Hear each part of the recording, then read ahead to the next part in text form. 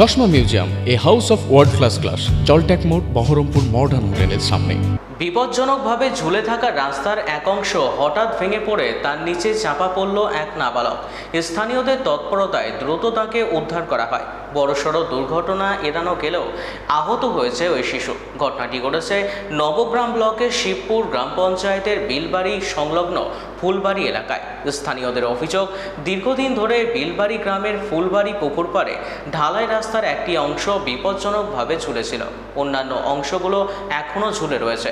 রাস্তার নিচে মাটি সরে গেলেও কোনো গার্ডওয়াল নির্মাণ করা হয়নি এবং সমস্যার স্থায়ী সমাধানেও কোনো উদ্যোগ নেওয়া হয়নি বলে অভিযোগ করা হয়েছে।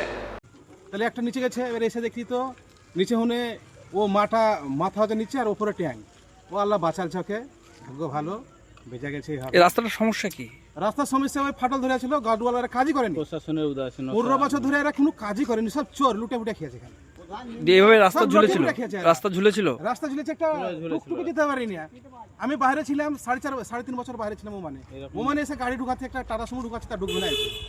তাহলে কিরকম লুটে ফুটে খেয়েছে, সব চোর এরা। ঘটনাটা কখন ঘটেছিল? ঘটনাটা ঘটেছিল 4:30 সন্ধ্যার দিকে। সন্ধ্যার দিকে 4:30 দিয়ে ছেলেগুলো তো বড়সড় ক্ষতি হয়নি? না, বড় কথা আল্লাহ বাঁচালছে, মরে যেত চাপা পড়ে।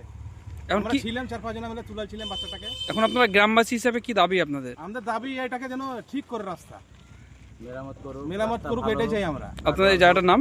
ফুলবাড়ি।